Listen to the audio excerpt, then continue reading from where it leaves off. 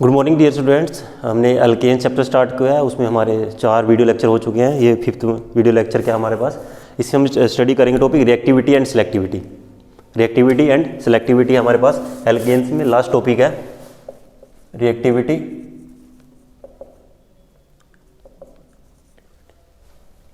And selectivity.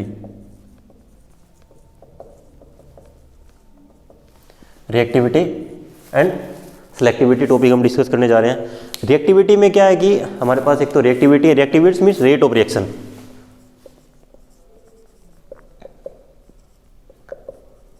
Reactivity means relative rate of reaction.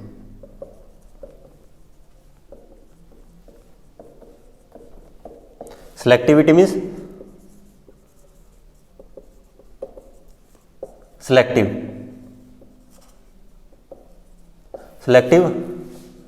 With respect to, हम alkanes की बात कर रहे हैं तो मैं यहाँ पे लिखता हूँ selective with respect to type of hydrogen, और टाइप ऑफ हाइड्रोजन में मैं यहाँ पे मेंशन कर देता हूँ प्राइमरी, सेकेंडरी, टर्सरी। रिएक्टिविटी में मीन्स में कि relative rate of the reaction. हमें क्या करना है, रिएक्टिविटी हमारे पास हमने हैलोजनेशन जो रिएक्शन इससे पहले स्टडी की थी, जो हमारे पास लास्ट वीडियो लेक्चर था। हैलोजनेशन में हमने क्या देखा था कि हमारे पास कोई भी एल्केन है, एल्केन में हमने क्लोरीन या ब्रोमीन के साथ हम रिएक्शन करा रहे हैं, तो जो रिएक्शन हो रही है वो किस कार्बन पे हो रही है, वो किस कार्बन पे हो रही है, हम उसको बोलते हैं रिएक्टिविटी एंड सिलेक्टिविटी। वहाँ पे 2 टाइप की हमें स्टडी करनी है, 2 बातें हम यहाँ पे करेंगे, reactivity and selectivity. Reactivity means relative rate of the reactions of the halogen to the alkane irrespective to the number of abstracted type of hydrogen। Means उसके रिस्पेक्ट में हमें बात नहीं करनी कि वो किस तरह का हाइड्रोजन को एब्स्ट्रैक्ट कर रहा है, प्राइमरी को कर रहा है, सेकेंडरी को कर रहा है, टर्सरी को कर रहा है। हमें सिर्फ क्या करना है, उसकी रिलेटिव रेट की बात करनी है कि जो रिएक्शन का रेट है वो कितना फास्ट है। सिलेक्टिविटी में हमें क्या बात करनी है, सिलेक्टिविटी में हमें बात करेंगे, हमें उसके रिलेटिव रेट से कोई हमें वहाँ पर बात नहीं करनी। सिलेक्टिविटी मीन्स कोई भी जो हैलोजन एल्केन के साथ रिएक्शन कर रहा है वो कितना सिलेक्टिव है, किस टाइप के हाइड्रोजन को वहां पे वो एब्स्ट्रैक्ट कर रहा है। सिलेक्टिव मीन्स हमें उसकी सिलेक्टिविटी की बात करनी है, रिएक्टिविटी मीन्स हमें उसकी रिएक्टिविटी की बात करनी है, रिलेटिव रेट की बात करनी है। मैं अभी आपको 2 रिएक्शन की हेल्प से बताता हूँ। सपोज करो मेरे पास यहाँ पे एन ब्यूटेन है, CH3 CH2 CH2 CH3। मैंने क्लोरीन के साथ रिएक्शन कराई, मैंने क्लोरीन के साथ रिएक्शन कराई है 630 केल्विन के अराउंड लगा लो, टेम्परेचर एग्जैक्ट मुझे याद नहीं यहाँ पे। तो मेरे पास बनेगा एक तो प्रोडक्ट बनेगा CH3 CH2 CH2 CH2 Cl N butyl chloride. जो इसकी यील्ड रहती है वो रहती है 28%। और जो सेकंड प्रोडक्ट बनेगा CH3 CH2 CH CH3 Cl, इसकी यील्ड रहती है 72%, sec butyl chloride. This one is n butyl chloride and this one is sec butyl chloride. Relative rate. लेकिन अगर मैं इसी को ब्रोमीन की रिस्पेक्ट में देखता हूँ, इसी को मैंने ब्रोमीन के साथ रिएक्शन कराई, सेम टेम्परेचर कंडीशन है, सेम प्रोडक्ट बनेगा CH3 CH2 CH2 Br। इसका परसेंटेज है 1.8% जो यील्ड है रिएक्शन की। और जो दूसरा प्रोडक्ट बना है, जो मेरे पास यहाँ पे दूसरा प्रोडक्ट बन रहा है, ये दिख रहे हैं ना आपको, CH3 CH2 CH2 CH3, this one is bromine. और जो इसकी यील्ड है यहाँ पे वो है कितनी होगी, है 98.2%। This one is the 98.2%। मैं इसको थोड़ा सा ऊपर लिख देता हूँ, 98.2%। अब मुझे बात करनी है रिएक्टिविटी एंड सिलेक्टिविटी की। अब मैं यहाँ पे मेरे पास 2 प्रोडक्ट बन रहे हैं, sec butyl n butyl chloride and sec butyl chloride, n butyl bromide, sec butyl bromide. यहाँ पे एक यील्ड 28% है, एक 72%, और इसकी यील्ड 1.8%, इसकी यील्ड 98.2%। तो मीन्स यहाँ पे क्या है कि 2 प्रोडक्ट बन रहे हैं। मीन्स क्लोरीन क्या है, ज़्यादा रिएक्टिव है। क्लोरीन की रिएक्टिविटी क्या है, उसने 2 प्रोडक्ट बनाए और दोनों की यील्ड क्या अच्छी खासी है, एक 28% बना, एक 72% बना। लेकिन ब्रोमीन क्या, ब्रोमीन ने सिर्फ एक ही मेजर प्रोडक्ट दिया 98.2%, दूसरा क्या बहुत माइन्यूट अमाउंट में 1.8%। मीन्स ये ज़्यादा सिलेक्टिव है। मीन्स क्लोरीन ज़्यादा रिएक्टिव है, ब्रोमीन क्या है ज़्यादा सिलेक्टिव है। क्लोरीन की रिएक्टिविटी ज़्यादा है और ब्रोमीन की क्या सिलेक्टिविटी कम है। तो यहाँ पे एक प्रिंसिपल आता है reactivity and selectivity. More is the reactivity, lesser is the selectivity. जिसकी रिएक्टिविटी जितनी ज़्यादा रहेगी, जो उसकी सिलेक्टिविटी रहेगी वो उतनी ही कम रहेगी। हम इसको, अगर मैं एक थोड़ा सा आपको नॉर्मल एग्जांपल दूँ, सपोज करो कोई पर्सन है, ठीक है, और उसको बहुत ज़्यादा क्राउड और उसको वहाँ से भागना है, अगर वो दौड़ रहा है, अगर उसकी रिएक्टिविटी बहुत ज़्यादा है, मीन्स वो बहुत तेज़ दौड़ रहा है, तो वो सभी को टच करता निकल जाएगा, मीन्स वो सिलेक्टिव नहीं है। अगर कोई बिल्कुल मीन्स रिएक्टिविटी बहुत ज़्यादा है उसकी, वो जब वो दौड़ रहा है तो बहुत सबके साथ क्या करेगा। मैं इसको थोड़ा सा डायग्राम की हेल्प से मैं अगर मैं रिप्रेजेंट करूँ, यहाँ पे सपोज करो कोई एक पर्सन है, ठीक है, और यहाँ पे एक नंबर ऑफ पर्सन है,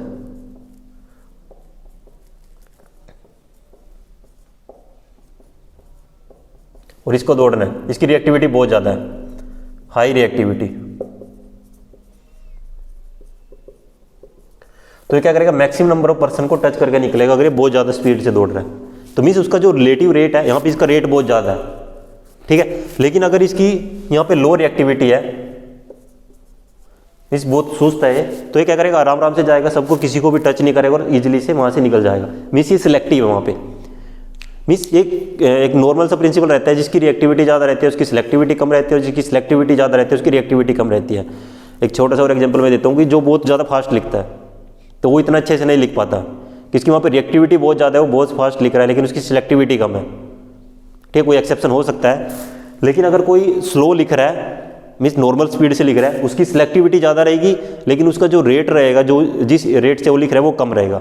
means reactivity and selectivity are inversely proportional to each other, हम ये भी कह सकते हैं। और सेकंड बात हम कह सकते हैं, जिसकी रिएक्टिविटी जितनी ज़्यादा है उसकी सिलेक्टिविटी उतनी कम रहेगी, और जिसकी सिलेक्टिविटी जितनी ज़्यादा है उसकी रिएक्टिविटी उतनी कम रहेगी। अब हम जो यहाँ पे क्लोरीन और ब्रोमीन का जो मैंने केस दिया है कि क्लोरीन ज़्यादा रिएक्टिव है, ब्रोमीन क्या कम रिएक्टिव है, क्लोरीन ज़्यादा कम सिलेक्टिव है और ब्रोमीन क्या ज़्यादा सिलेक्टिव है, उसको हम इसको हम जो इसके मैकेनिज्म को आगे मैं फर्दर डिस्क्राइब कर रहा हूँ या उसको एक्सप्लेन कर रहा हूँ, उसमें हम यूज करते हैं एक्टिवेशन एनर्जी का। एक्टिवेशन एनर्जी की मैं बात करता हूँ। अब एक मैं छोटी सी बात, चलो मैं आपके साथ एक सेकंड में पहले इसको,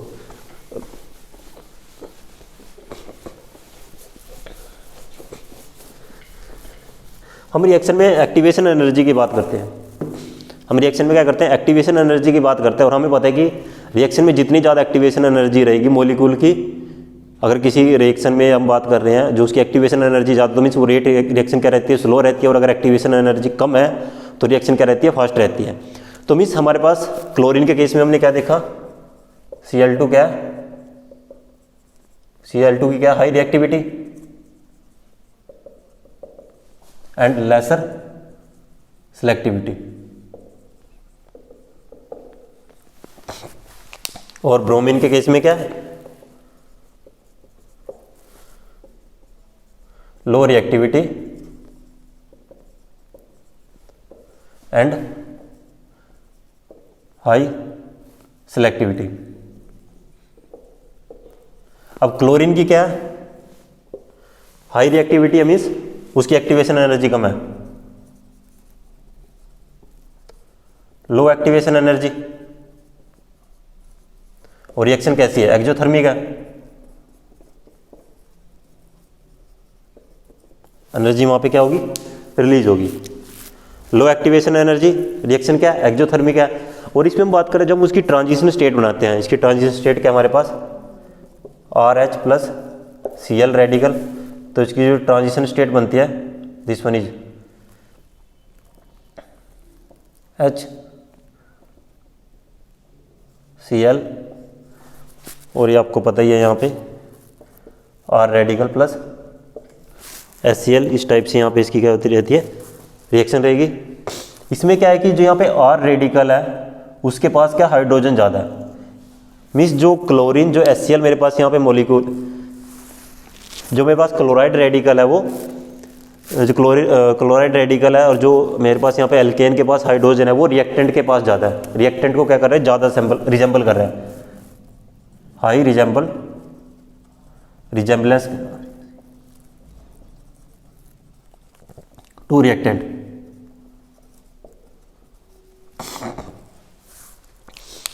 high resemblance to reactant means यहाँ पे क्या इसकी high reactivity and low selectivity. एक छोटा सा और मैं इसको फर्दर एक्सप्लेन कर रहा हूँ।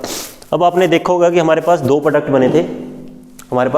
बने थे, एक हमारे पास बना था CH3 CH2 CH2 CH2 Cl, और सेकंड प्रोडक्ट क्या था CH3 sec butyl CH, this one is CH3 Cl। अगर मैं क्लोरीन को यहाँ से इरेज कर देता हूँ तो रिएक्शन कैसी हुई है, फ्री रेडिकल मैकेनिज्म हुआ है, यहाँ पे रेडिकल जनरेट हुआ होगा और एक रेडिकल यहाँ पे जनरेट हुआ होगा। This one is the primary radical and this one is the secondary radical. Chlorine की रिएक्टिविटी कैसी है, ज़्यादा है, तो सबसे पहले क्या होगा, प्राइमरी रेडिकल जनरेट होगा। अगर रेडिकल के पास इतना टाइम है, ध्यान से सुनना, अगर रेडिकल के पास इतना टाइम है कि रेडिकल ज़्यादा स्टेबल, रेडिकल के पास इतना टाइम है कि वो primary radical to secondary radical में कन्वर्ट हो सके, अगर प्राइमरी रेडिकल सेकेंडरी रेडिकल के पास कन्वर्ट हो सके, ठीक है, तब तो रिएक्शन क्या होगी, मोस्ट स्टेबल रेडिकल के थ्रू होगी। हमें पता है कि कोई भी रिएक्शन होती है या कार्बोकेटायन फ्री रेडिकल इंटरमीडिएट के थ्रू हो रही हो, कार्बन आयन के थ्रू हो रही हो, तो हमेशा वो उस इंटरमीडिएट के थ्रू होगी जो ज़्यादा स्टेबल होगा। सेकेंडरी रेडिकल हमें पता है कि ज़्यादा स्टेबल होता है। अगर मैं फ्री रेडिकल की स्टेबिलिटी की बात करूँ, सबसे पहले होता है tertiary, then secondary, then primary. Tertiary radical ज़्यादा स्टेबल होता है, then secondary, then primary. Means यहाँ पे अगर टर्सरी की पॉसिबिलिटी होती तो रिएक्शन सबसे पहले टर्सरी रेडिकल के थ्रू होती, और जो टर्सरी रेडिकल के थ्रू प्रोडक्ट बनेगा वो ज़्यादा स्टेबल होता। लेकिन हमारे पास यहाँ पे दो ही पॉसिबिलिटी है, तो प्राइमरी रेडिकल बन सकता है या सेकेंडरी रेडिकल बन सकता है। लेकिन क्लोरीन की रिएक्टिविटी इतनी ज़्यादा है कि उसने रेडिकल को टाइम ही नहीं दिया कि वो सेकेंडरी रेडिकल में कन्वर्ट हो सके। या हम ये कह सकते हैं कि क्लोरीन की रिएक्टिविटी इतनी ज़्यादा है कि जो प्राइमरी रेडिकल सेकेंडरी में कन्वर्ट हुआ है वो वहाँ पे वो बहुत कम कन्वर्ट हुआ है, क्योंकि लो एक्टिवेशन एनर्जी थी। रेडिकल जनरेट हुआ, क्लोरीन ने विद इन सेकेंड उसके साथ रिएक्शन की, बहुत ही कम percentage primary radical to secondary radical में कन्वर्ट हुआ। लेकिन ब्रोमीन की क्या सिलेक्टिविटी कम है, सॉरी ब्रोमीन की सिलेक्टिविटी ज़्यादा है, रिएक्टिविटी कम है। ब्रोमीन की रिएक्टिविटी क्या कम है, ब्रोमीन रेडिकल जनरेट हुआ, रेडिकल भी जनरेट हो गया। उधर जो मेरे पास एन ब्यूटाइल क्लोराइड था, एन ब्यूटेन था, वहाँ पे रेडिकल जनरेट होगा। वहाँ पे क्या पास क्या ब्रोमीन की रिएक्टिविटी कम है, वो इतना इजीली उसने रेडिकल को अप्रोच ही नहीं किया कि प्राइमरी रेडिकल के पास एनफ टाइम था कि वो सेकेंडरी रेडिकल में कन्वर्ट हो गया। ध्यान से सुनना कि ब्रोमीन रेडिकल की सिलेक्टिविटी कम ज़्यादा है लेकिन रिएक्टिविटी कम है। रिएक्टिविटी कम है मीन्स रेडिकल जनरेट हो गया, एक एल्केन का रेडिकल जनरेट होगा, एक क्लोराइड का हैलोजन का रेडिकल जनरेट हो गया, ब्रोमाइड का रेडिकल जनरेट हो गया। जो ब्रोमाइड का रेडिकल जनरेट हुआ है इसकी क्या रिएक्टिविटी कम है, और जो मेरे पास ये रेडिकल जनरेट हुआ है उसकी वो तो नॉर्मल क्या करेगा, पहले प्राइमरी से क्या होगा सेकेंडरी में कन्वर्ट होगा। इस तरह से जो यहाँ पे हाइड्रोजन है ये रेडिकल इसके साथ कंबाइन होके और यहाँ पे रेडिकल जनरेट हो जाएगा, सेकंड रेडिकल में कन्वर्ट हो जाएगा। ब्रोमीन की रिएक्टिविटी कम है, radical easily primary to secondary में कन्वर्ट हो गया, और ब्रोमीन ने उसके बाद रिएक्शन किया क्योंकि सेकेंडरी से वो प्राइमरी में तो कन्वर्ट होगा ही नहीं, क्योंकि सेकेंडरी की स्टेबिलिटी ज़्यादा है। एक बार वो सेकेंडरी में कन्वर्ट हो गया तो सेकेंडरी में रहेगा। इसलिए ब्रोमीन के केस में जो सेकेंडरी रेडिकल है वो 98.2% था, इसलिए जो हमारे पास फाइनल प्रोडक्ट बना है वो ज़्यादा यील्ड क्या है उसकी ज़्यादा है वहाँ पे। और वैसे भी ब्रोमीन के केस में क्या है, जो रिएक्शन है वो रिएक्टिविटी कम है, रिएक्शन की रिएक्शन इतनी फास्ट नहीं है, मीन्स वहाँ पे एंडोथर्मिक रिएक्शन है, वहाँ पे रिएक्शन क्या एंडोथर्मिक रिएक्शन है, और जो एक्टिवेशन एनर्जी है वहाँ पे ज़्यादा है। ब्रोमीन के केस में जो एक्टिवेशन एनर्जी है वो ज़्यादा है।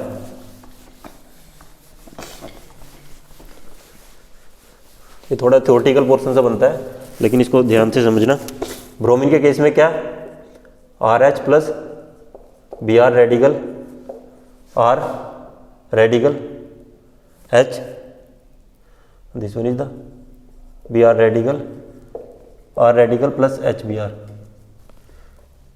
यहाँ पे क्या कर रहा है ये Br रेडिकल, क्या कर रहा है रिएक्टेंट को कम रिजेंबल कर रहा है, प्रोडक्ट को ज़्यादा रिजेंबल कर रहा है, high resemblance to product.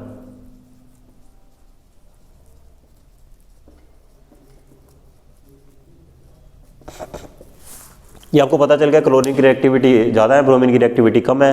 Chlorine की रिएक्टिविटी सिलेक्टिविटी कम है, ब्रोमीन की सिलेक्टिविटी ज़्यादा है।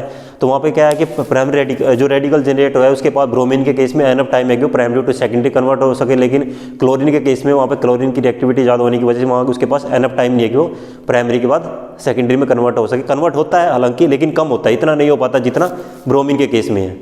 तो this one is the reactivity and selectivity. इसलिए मैंने बात की, जब मैंने रिएक्टिविटी की बात की थी वहाँ पे मैंने क्या था, irrespective to the type of hydrogen abstracted by the halogen atom, irrespective means वहाँ पे हमें ये नहीं चेक करना कि वो किस तरह के हाइड्रोजन को एब्स्ट्रैक्ट कर रहा है, लेकिन सिलेक्टिविटी में हम ये चेक करते हैं कि वो किस तरह के हाइड्रोजन को एब्स्ट्रैक्ट कर रहा है, क्योंकि सेकेंडरी के हाइड्रोजन को एब्स्ट्रैक्ट कर रहा है, प्राइमरी के हाइड्रोजन को एब्स्ट्रैक्ट कर रहा है, उसी के बेसिस पे जो रिएक्शन की सिलेक्टिविटी रहती है वो वहाँ पे ज़्यादा रहती है।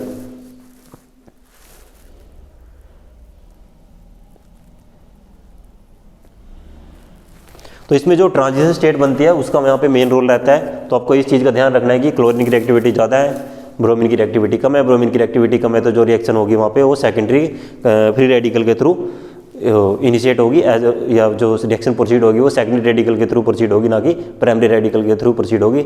जो रिएक्टिविटी एंड सिलेक्टिविटी वाला जो टॉपिक है ये इंपॉर्टेंट टॉपिक है, तो इसको थोड़ा ध्यान से देखना। और इसमें वैसे भी अगर मैं बात करूँ फ्लोरीन, क्लोरीन, ब्रोमीन, आयोडीन की अगर मैं बात करूँ, वैसे भी फ्लोरीन के हमारे पास हाईली रिएक्टिव रहता है, बहुत ज़्यादा रिएक्टिव रहता है, इसलिए जो फ्लोरीन के हैलोजिनेशन में कभी भी रिएक्शन को नहीं कंसीडर करते, क्योंकि उसकी रिएक्शन को वहाँ पे कंट्रोल करना ईजी नहीं होता। क्लोरीन की रिएक्शन रेडिकल की जल्दी हो जाती है क्योंकि उसकी रिएक्शन को वहाँ पे कंट्रोल करना पॉसिबल हो जाता है। ब्रोमीन की और पॉसिबल हो जाता है। फ्लोरीन की रिएक्टिविटी बहुत ज़्यादा है। अगर मैं रिएक्टिविटी के ऑर्डर की बात करूँ, सबसे पहले रिएक्टिविटी आती है फ्लोरीन की, बहुत ज़्यादा है। Fluorine, then bromine, then iodine. जैसे जैसे रिएक्टिविटी कम होगी सिलेक्टिविटी इनहेंस होती रहेगी। रिएक्टिविटी जैसे कम होगी जो उसकी सिलेक्टिविटी है वो वहाँ पे इनहेंस होती रहेगी। तो ये जो रिएक्टिविटी एंड सिलेक्टिविटी टॉपिक के साथ जो हमारा ये एक्टिवेशन एनर्जी की हेल्प से हमने देख लिया कि कहीं पे एक्सोथर्मिक रिएक्शन होती है क्लोरीन के केस में, एंडोथर्मिक रिएक्शन होती है ब्रोमीन के केस में, और जो क्लोरीन के केस में क्या होती है लो एक्टिवेशन एनर्जी होती है, ब्रोमीन केस में क्या होती है हाई एक्टिवेशन एनर्जी होती है। इसलिए जो एक्टिवेशन एनर्जी को अचीव करने में वहाँ पे रिएक्शन को ज़्यादा टाइम लगता है जब तक रिएक्शन प्रोसीड होती है, और तब तक क्या होता है प्राइमरी रेडिकल सेकेंडरी रेडिकल में ईजिली कन्वर्ट हो जाता है। तो जो रिएक्टिविटी एंड सिलेक्टिविटी के साथ हमारा जो एल्केन्स वाला यहाँ पे चैप्टर है वो कंप्लीट होता है। इसमें हमारी 5 वीडियो लेक्चर है। First one is the nomenclature, second one is the method of formation of alkanes, उसमें हमने 3 मेथड डिस्कस किए हैं। थर्ड वीडियो में हमने 2 मेथड डिस्कस किए हैं और उसमें हमने उसकी फिजिकल प्रॉपर्टी को डिस्कस किया है। फोर्थ लेक्चर में हमने mechanism of halogenation of alkene को डिस्कस किया है। And fifth lecture is the reactivity and selectivity. Thank you for watching the video.